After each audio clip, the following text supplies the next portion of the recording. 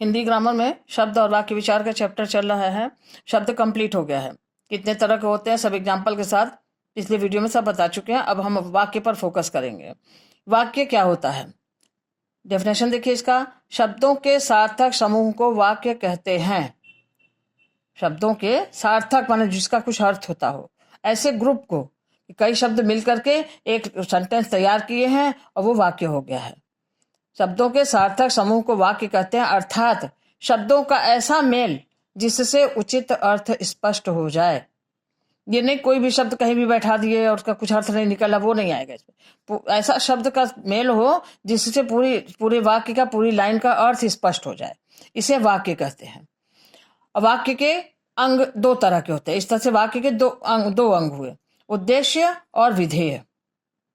उद्देश्य क्या होता है? जिसके विषय में कुछ कहा जाए, जिसके विषय में, इस पर ध्यान देना, जिसके विषय में, किसी के भी विषय में कोई ना कोई बात होती है, किसी के विषय में होती है, तो जिसके विषय में कुछ कहा जाए वो उद्देश्य होता है। और इसी उद्देश्य के विषय में जो कुछ कहा जाता है वो विधेय हो जाता है। उदाहरण से स्पष्ट होगा। माला गाती है, यहाँ माला के विषय में कहा जा रहा है, क्या कहा जा रहा है? गाती है। तो इस तरह से माला जो है उद्देश्य हो गया और गाती है जो ये विधेय हो गया। सोहन खेलता है, सोहन के विषय में कहा जा रहा है, खेलता है। सोहन जो है उद्देश्य हो गया। सोहन के विषय में कहा जा रहा है, क्या कहा जा रहा है? सोहन खेलता है, मतलब खेल रहा है। तो ये खेलता है जो है ये विधेय हो जाएगा। तो जिसके विषय में कहा जा रहा है ये उद्देश्य हो गया और जो कुछ भी कहा जा रहा है ये विधेय में चला जाता है। अब वाक्य के भेद कितने होते हैं? ये तो अंग हो गए, दो होते हैं, उद्देश्य विधेय। वाक्य के अंग कितने होते हैं? वाक्य के अंग दो होते हैं, उद्देश्य विधेय। अब वाक्य के भेद कितने होते हैं, कितने प्रकार के होते हैं? रचना के आधार पर, अर्थ के आधार पर दो तरह के भेद होते हैं इसके। पहला रचना के आधार पे और दूसरा अर्थ के आधार पे। रचना के आधार पे तीन भेद होते हैं। इसके तीन भेद होते हैं। अर्थ के आधार पर भी कई भेद होते हैं, लेकिन रचना के आधार पर तीन भेद होते हैं। तीनों का नाम यह है सरल वाक्य, संयुक्त वाक्य और मिश्र वाक्य। सरल वाक्य, संयुक्त वाक्य और मिश्र वाक्य। तीनों का अलग अलग समझ में आने के लिए तीनों को ध्यान से देखिए उदाहरण के साथ, तो अच्छे से समझ में आ जाएगा। ध्यान से देखिए। यह है सरल वाक्य। सरल वाक्य में क्या होता है?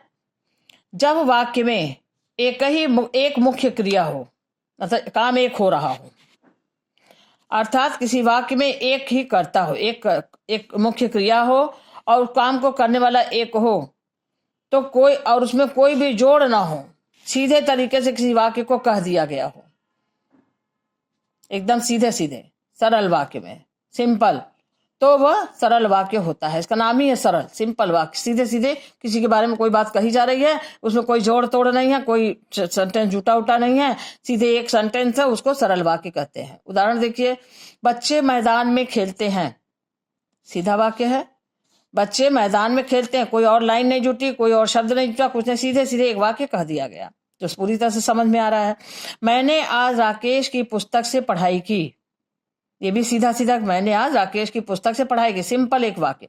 वह अच्छा लड़का नहीं है, किसी के बारे में कहा जा रहा है, वह अच्छा लड़का नहीं है, ये भी पूरा समझ में आ रहा है, कोई जोड़ तोड़ कुछ नहीं, कोई बातें नहीं। तुम वहां चले जाओ, किसी जाने के लिए कहा जा रहा है, तुम वहां चले जाओ, सिंपल एक वाक्य। उसी तरह से यहाँ वह घर जाकर सो गया, सीधे वाक्य हो गया, वह घर जाकर सो गया, ये भी समझ में आ रहा है। उसके बाद यहां बिना किसी जोड़ के वाक्य को सीधे कहा जा रहा है, यह सरल वाक्य है। इसका नाम ही है सीधा सरल, मतलब कोई कंफ्यूजन का कोई सवाल ही नहीं है, तो इसलिए इसको सरल वाक्य कहा जाता है। सिंपल एक वाक्य कह दिया गया और आराम से सेंटेंस बोल दिया गया, सुनने वाला समझ गया और उस काम को कर दिया। जो भी बात है पूरी तरह से समझ में आ रहा है। तो इससे यहाँ दिया हुआ है जो मुख्य क्रिया होती है उसका कर्ता केवल एक ही होता है और कोई जोड़ तोड़ नहीं होता है, सीधे तरीके से बोल दिया जाता है, कह दिया जाता है, यही सरल वाक्य होता है। एग्जाम्पल है, बहुत सारे सेंटेंस, बहुत सारे एग्जाम्पल इसके मिलेंगे। इसको बस समझना है कि सरल वाक्य, इसका नाम से स्पष्ट है कि सरल वाक्य, सिंपल सेंटेंस, एकदम सरल वाक्य में इसको बोल दिया गया और एकदम हो गया तैयार और समझने वाला समझ गया पूरा एक ही बार में। ये सरल वाक्य है।